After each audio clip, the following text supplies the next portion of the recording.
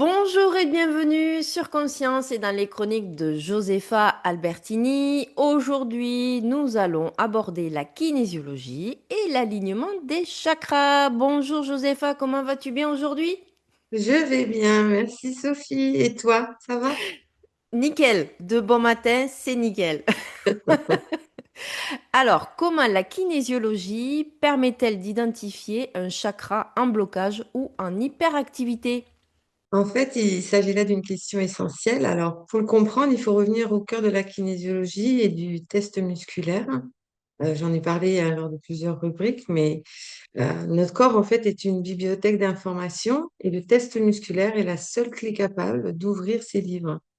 Alors, il ne s'agit pas de juger, encore une fois, je le rappelle, la force physique, mais d'utiliser la réaction tonique du muscle comme un outil de biofeedback. En fait, c'est un miroir instantané de notre état de stress ou à l'inverse d'harmonie. Lorsque nous abordons les chakras, il faut peut-être en premier lieu évoquer ce dont il s'agit. En fait, ce sont des centres d'énergie vitale qui régulent notre flux de prana. Alors, le prana, c'est quoi? Outre le nom d'un exercice en sophrologie de relaxation dynamique, c'est aussi un terme qui vient du sanskrit et souvent il peut se traduire plutôt par un souffle vital ou encore énergie de vie. En termes simples, le prana, c'est l'énergie fondamentale qui anime toute chose dans l'univers. Pas seulement les êtres vivants, mais aussi la nature, les montagnes, les plantes, l'air que nous respirons, et j'en passe. En quelque sorte, c'est vraiment le carburant de la vie. Alors, pour comprendre un peu mieux, il faut imaginer ceci, par exemple. Notre corps, ce serait une voiture complexe. Notre conscience, nos pensées, nos mouvements, le battement de notre cœur sont le ou les mouvements de la voiture, si je peux imaginer. Donc, le prana, quant à lui, c'est l'essence ou le carburant de haute qualité qui permet donc à cette voiture, donc à notre corps, de rouler, d'avoir de la puissance et de ne pas tomber en panne, tout simplement. Alors, sans prana, il n'y a pas de vie, pas de mouvement, pas de pensée. En fait, c'est l'étincelle qui nous maintient en vie. Donc, comme je le disais un peu plus tôt, les chakras sont les centres d'énergie vitale qui régulent donc ce fameux flux prana. La kinésiologie va utiliser cet outil de manière très ciblée, en fait. Pour commencer, en kinésiologie, on cherche à savoir quel centre est en cause. On peut soit stimuler physiquement la zone du chakra, soit utiliser par exemple une phrase d'affirmation directement en lien avec la fonction du chakra.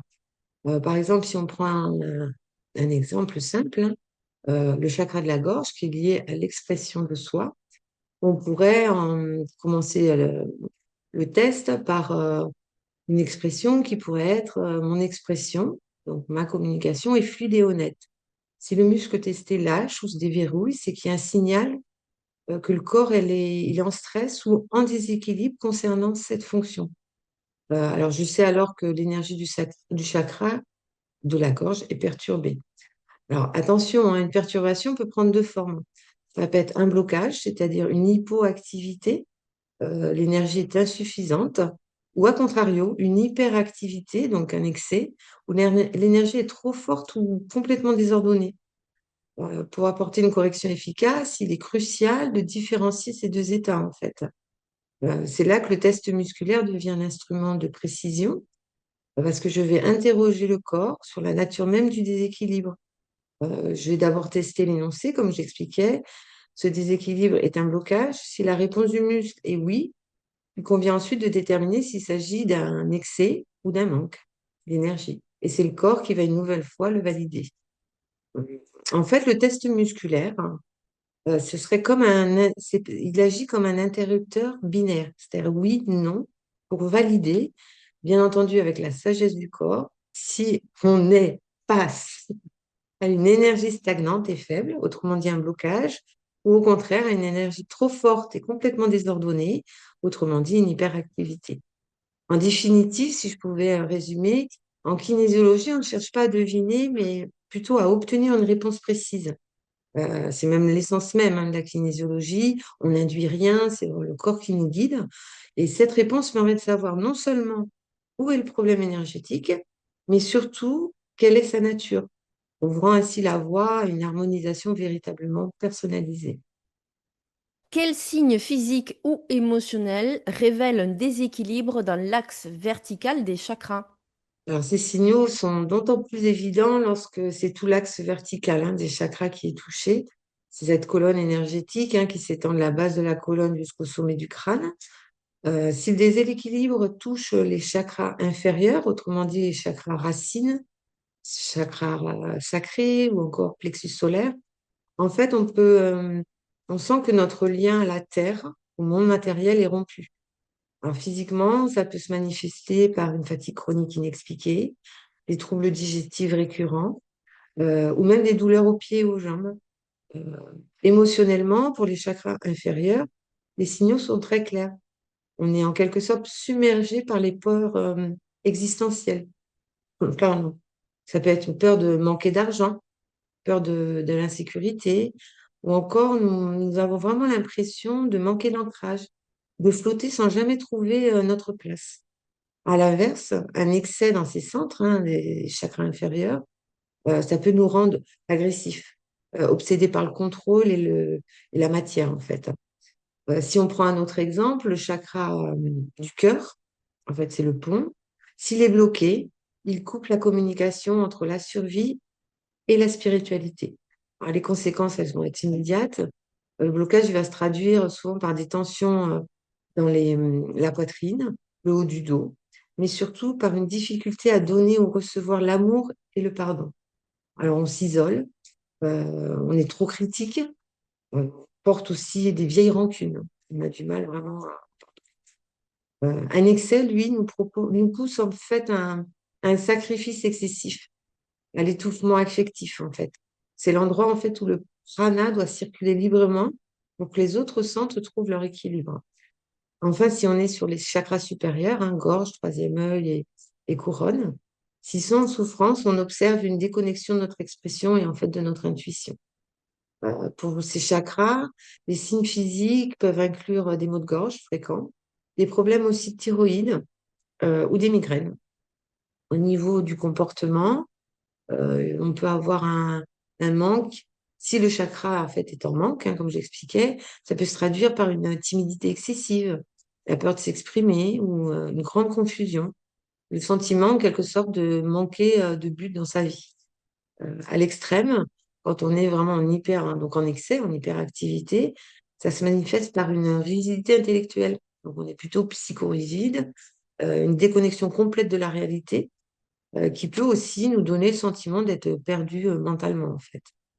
En kinésiologie, tous ces signes sont des indices précieux qui orientent notre travail, mon travail, mais on ne se fie jamais uniquement aux symptômes. C'est grâce aux tests musculaires qu'on va aller chercher le déséquilibre énergétique primaire sur cet axe, et ce n'est qu'en harmonisant le centre qui est la cause première du désordre que l'on permet à toute la colonne du prana de retrouver sa fluidité et de facto à la personne de retrouver son bien-être global. Peux-tu expliquer comment un réalignement énergétique influence la posture et justement la vitalité du corps? Un réalignement énergétique tel qu'il est obtenu en kinésiologie influence à la fois la posture et la vitalité en agissant sur la connexion profonde entre l'énergie, l'émotion et la structure en fait physique. Car le corps, l'esprit et l'énergie sont une seule et même chose en fait. Lorsque on traite l'un, forcément on traite l'autre. Alors un déséquilibre énergétique se traduit souvent par une tension musculaire chronique qui, à la longue, modifie notre posture. Par exemple, si on est en manque d'énergie, si notre chakra racine est en déséquilibre, pour rappel, c'est en lien avec le manque de sécurité, on aura tendance à être dans la lune ou avoir des épaules un peu voûtées vers l'avant, comme pour se protéger en fait d'un danger imminent. Le réalignement de ce chakra permet de retrouver un ancrage solide, relâchant de facto les tensions au niveau du bassin et des jambes. Donc notre corps peut à nouveau se redresser naturellement, car il se sent plus en sécurité sur Terre. Si on prend un autre exemple, par exemple le chakra du cœur, le blocage, lorsque le chakra du cœur est fermé, ce qui peut traduire ce que j'expliquais, une peur d'aimer ou d'être blessé, on contracte les muscles de la poitrine et du dos. Alors, cette posture, quand les épaules, qui se ferment, vers l'intérieur une nouvelle fois. Euh, Ça ferme notre cage thoracique également. Et c'est une posture de protection physique contre une blessure émotionnelle. Donc, harmoniser ce chakra, en fait, c'est libérer l'émotion. Ça va permettre aux muscles associés de relâcher la tension. La poitrine va s'ouvrir et la respiration va devenir plus ample. Donc, la posture s'aligne naturellement. Euh, En kinésiologie, en fait, le rééquilibrage ciblé par le test musculaire agit sur cette mémoire de stress. En libérant l'émotion associée au chakra, on détricote en quelque sorte le nœud physique qui maintenait la mauvaise posture et le corps retrouve alors son alignement en fait sans effort. Euh, Concernant l'impact sur la vitalité, et je dirais qu'il est encore plus direct. Pour imaginer, donc le prana, hein, c'est le carburant. Si un chakra bloqué est un filtre, si un chakra est bloqué, on peut l'imager comme un filtre encrassé ou un tuyau qui serait percé. Donc, lorsque la kinésiologie réaligne l'axe vertical, elle dégage les barrages, donc les blocages, et régule les fuites quand il y a hyperactivité, les excès. Donc, le prana peut de nouveau circuler librement à travers les chakras et être distribué efficacement au système glandulaire et aux organes, bien entendu. Un corps mal aligné, une mauvaise posture, c'est une dépense, enfin, ça dépense une quantité colossale en fait d'énergie pour compenser les déséquilibres et afin de ne pas tomber. Donc, lorsque la posture s'améliore grâce à l'harmonisation, le corps cesse de gaspiller de l'énergie en effort musculaire constant en fait.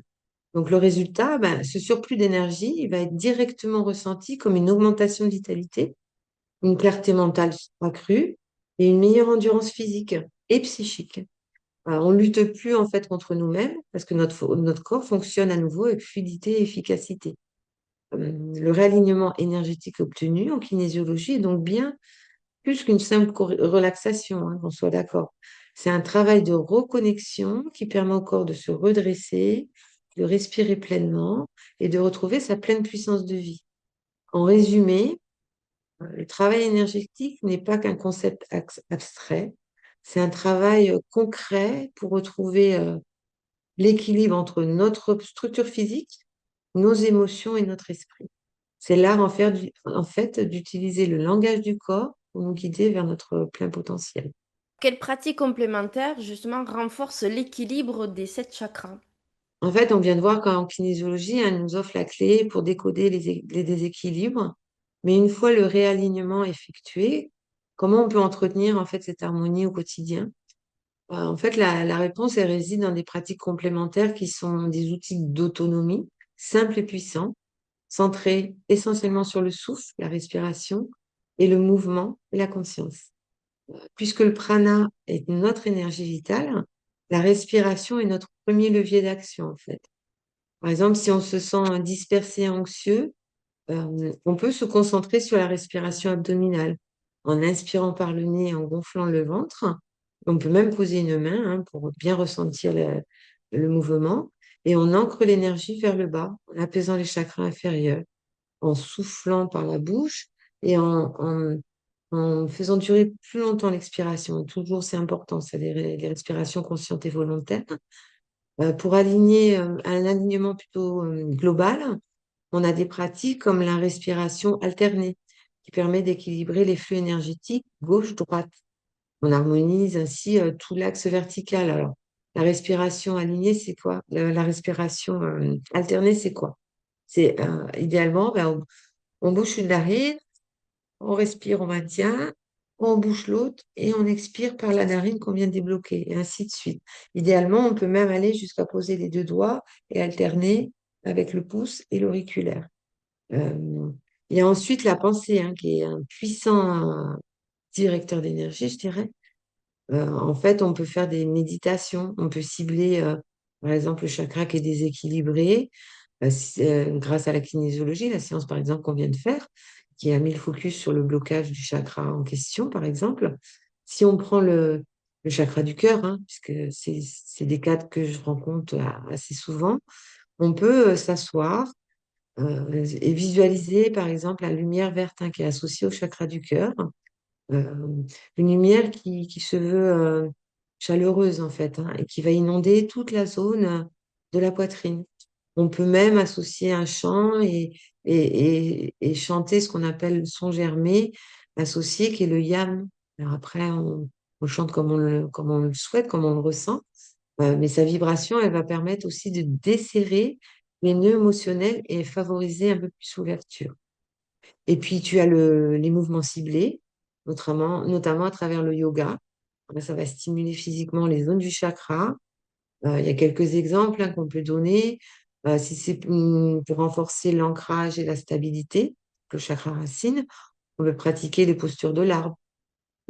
Pour débloquer la parole et l'expression, donc le chakra de la gorge, ça va être les postures plus d'étirement du cou qui sont idéales.